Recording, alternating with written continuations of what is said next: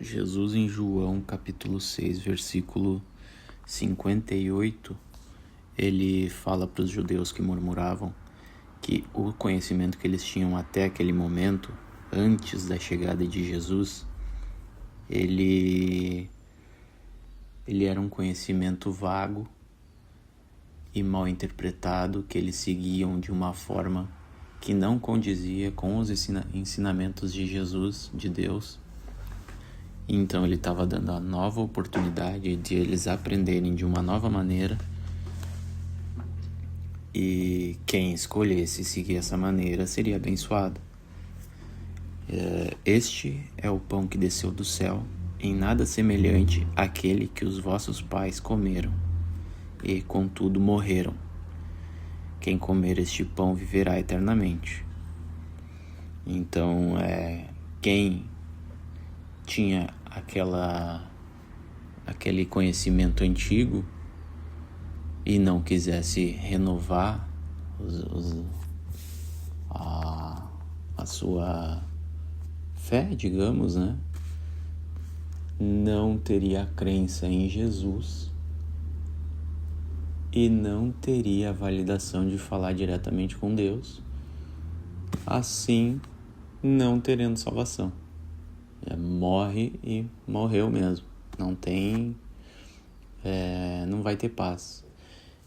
Mas aquele que entender que Jesus foi um enviado de Deus, por Deus, que seja Deus, aquele que crê nele vai crer em Deus e vai receber os ensinamentos que estão sendo passados e vai, por assim, receber a vida eterna, a paz, no caso.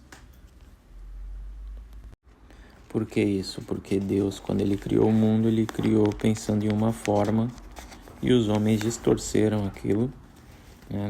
Na vida dos homens, eles distorceram tudo aquilo que Deus tinha previsto. E então foi novamente criado essa nova maneira de ensinar ponto por ponto para que as pessoas seguissem. Então mandou Jesus. E aí tem aquela coisa, o Pai, Deus, ele criou toda uma história. E quando ele tem um filho, um herdeiro que vai seguir aquela história, ele se alegra com as pessoas que respeitam o filho dele, que vai continuar aquele legado. Então, essa é a ideia da validação direta com Deus.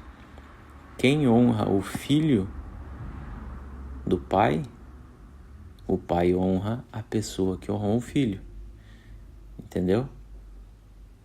Se o meu pai criou todo um legado, aí ele está se aposentando, não digamos, só por questão de exemplificação, não que meu Deus está se aposentando, tá? Só para entendimento. Meu pai criou um legado, está se aposentando e quem vai assumir sou eu.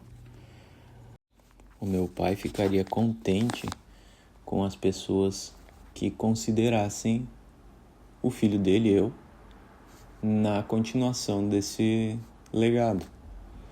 Ele está vindo, atualizando e melhorando aquilo que ele fez antigamente. E quem honra o filho está honrando o pai. Então, essa bênção seria alcançada. Agora, quem me desmerecer, vai estar invalidando aquele entendimento que o meu pai teve e que ele me conferiu poderes para seguir com aquele legado dele. Em João, capítulo 7, versículo 7, Jesus ele não quer se expor já naquele momento, porque não é a chegada a hora dele se expor, porque o que ele tem para falar é sobre as maldades que as pessoas fazem da sua vida. Elas estão seguindo todo um caminho contrário do que Deus tinha previsto para o mundo. E o que ele tem para falar é a esse respeito, de que as pessoas estão andando para o lado contrário. E aqueles que estavam falando que Jesus tinha que ir para a Judéia para se manifestar e ser mais conhecido, a eles ninguém odiava a ideia deles e as coisas, porque eles estavam fazendo parte do mundo em geral. Eles são a mesma sociedade, todo mundo fazendo a mesma coisa errada. Então ninguém vai odiar quem é igual. Vai ter um ódio, vai ter um julgamento sobre quem é diferente. O que aquele estranho ali está falando? Qual é que é a ideia dele? Quer distorcer a cabeça de todo mundo? Quem é ele para fazer isso? Jesus, ele vai contra tudo o que todos têm manipulado, porque todos seguem de acordo com a sua vontade própria, não com a vontade de Deus. Eles pegam a vontade de Deus, manipulam para seguir com a vontade deles, e assim eles fazem. E Jesus tem total tudo ao contrário para dizer. Eles vão querer matar Jesus antes do tempo. Não é esse... Jesus já previa isso, então ele não ia se expor. E por isso que ele se referiu a esse ponto. Não pode o mundo odiar-vos, mas a mim me odeia, porque eu sou testemunho a respeito do que as suas obras são más. Capítulo 7, versículo 18. Quem fala por si mesmo está procurando a sua própria glória, mas o que procura a glória de quem o enviou, esse é verdadeiro, e nele não há injustiça. E Jesus não fala de si próprio. Ele vem ensinando o que Deus queria que as pessoas entendessem. No capítulo 8, versículo 19, Jesus traz todo o conhecimento de que ele apresentou desde o capítulo 4, que aqueles que estavam em uma alta posição da religião, que julgavam as pessoas e diziam se elas estavam certas ou erradas, eles próprios não conheciam a quem eles denominavam de que eram conhecedores. Eles diziam que sabiam do que se tratava toda a palavra, mas eles modelavam a favor deles e queriam julgar Jesus. Então Jesus ali mesmo ele já diz: tu não me conhece e nem é meu Pai. E se tu me conhecesse, tu conheceria meu Pai. E isso se traz até para o dia de hoje, que tem muita gente em posição alta, de alto impacto de influência, e mal dizem pouca coisa.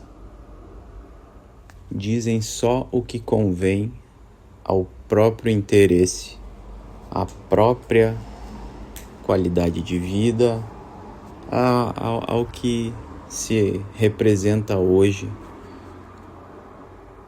uma corrupção generalizada de muita coisa e muito engano. Em João 8:24, Jesus ele responde: por isso eu vos disse que morrereis nos vossos pecados, porque se não credes que eu sou, morrereis nos vossos pecados.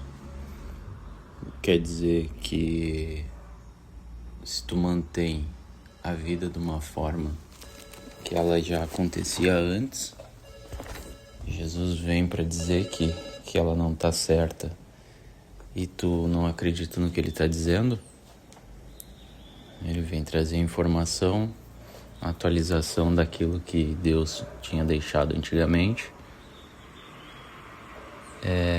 significa que tu não confia nele e que tu vai perecer no exercício da tua crença, né? Que é a crença divergente daquela que Deus tem trazido. Do versículo 31 ao 35 é a explicação do que é o pecado. O pecado, ele é um vício da pessoa, uma coisa que tu não enxerga como ela é errada, repete e mantém repetindo. Tu se faz escravo dessa coisa porque tu não enxerga que ela é errada, acaba que se torna uma necessidade e talvez conveniência. Tu manter uma ideia de conveniência porque é bom pra ti, se tem uma resposta de que aquilo que tu faz é contra o que seria o certo, já é inconveniente pra ti. É a permanência dos prazeres. O ego, eles ali falam que são descendentes de Abraão. Só porque tu é descendente de Abraão, agora tu tá certo, tu não faz nada de errado. Ir na igreja, escutar a oração, não quer dizer nada. Pode estar falhando, pecando. Tu saiu da igreja, tá escutando ali, saiu da igreja, do culto, do que for, e não pratica nada de nada. Então tu permanece escravo dos teus atos, das tuas atitudes. Tu tem a necessidade de seguir vivendo aquela vida. Ser escravo é permanecer mentalmente em situação degradante. Uma semana fazendo a coisa certa não é fazer a coisa certa. Uma semana é o início. E quando a situação que te degrada te busca e tu cede a ela, foi verificada a tua escravidão para essa coisa. No versículo 35, o escravo não fica sempre na casa. É aquilo que eu falei antes. A pessoa tenta se corrigir, faz certo uma semana e daí daqui a pouco para. Aí já volta aos atos naturais, viciosos. Escravo. O filho, sim, para sempre. Quer dizer que a palavra de Deus, de Jesus, ela é reta e te mantém livre de ser um escravo, de realizar ações que te prejudiquem mentalmente, espiritualmente e repercutam fisicamente. Versículo 36: Se, pois, o Filho vos libertar, verdadeiramente sereis livre. Exatamente. Seguir a palavra de Jesus e estará livre da escravidão. O que seriam mais especificamente os ensinamentos de Jesus, por tópicos, né? Tô falando isso para mim poder lembrar depois. Eu vou escutar esse compilado aí e aí eu vou estudar a Bíblia e ver se eu encontro por tópicos para ressaltar os pontos que a gente deve se policiar para segui-los.